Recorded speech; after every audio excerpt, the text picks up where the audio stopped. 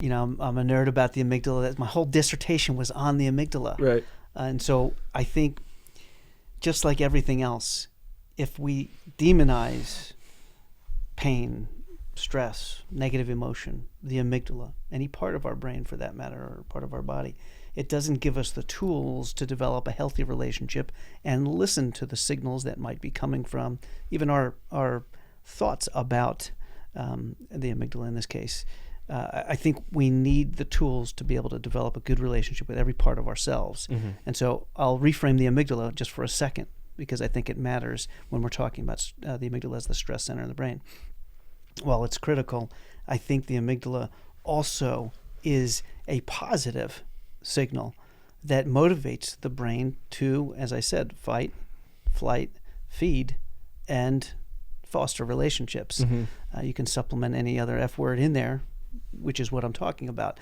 But the important thing that you need to know is that the amygdala is deeply connected to the entire brain, all but 8 cortical regions. Mm-hmm. It's very close to the memory center, the hippocampus. It's close to all the goals and plans that you're going to do in the prefrontal cortex. It's close to all kinds of other long-term storage of memory about anything that's ever happened that was similar, that had any value to you. It's close to the valuation center in the orbital frontal cortex. So it has access to all of that while having all 5 senses come through and body sense from all visceral organs. Right. So taking all that information and then sending out a message back to those regions, back to the HPA axis to initiate cortisol, back to the autonomic nervous system to initiate certain fight or flight responses or rest and digest responses, is critical in everyday, every moment behavior in a normal person. Right. So it's not just in the flight or the it's amygdala isn't activated only in the fight or brain. flight state, right? So, but this is the whole black and white thing, right? Where it's like, oh, if you're fight or flight, your amygdala's on. If you're not, then and you're chilling and you're relaxed, then your amygdala's off, right? Like that's not nuance, and that's just not the case. Yeah. I think it's important not only for survival and threat assessment, but anything that's salient or vital, and things that are salient and vital could be food, could be fun things, could be important things that, are positive.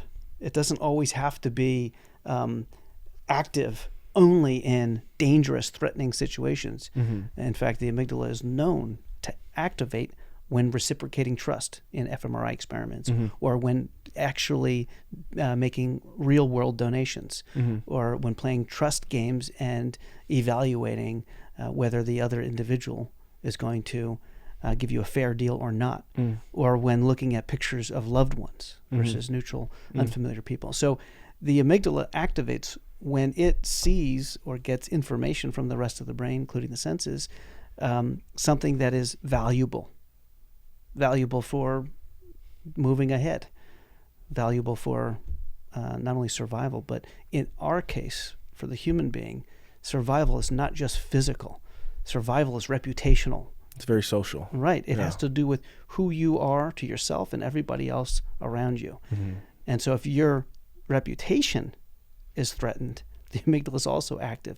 If your reputation is on the line, the amygdala can motivate positive behaviors just as much as it can motivate fight or flight. So fight or flight is not the only thing, and having a positive relationship with stress, with the amygdala, with things like pain, are critical for us actually doing something about chronic conditions that relate to when those stressors and when those distressing emotions and events kind of become longer.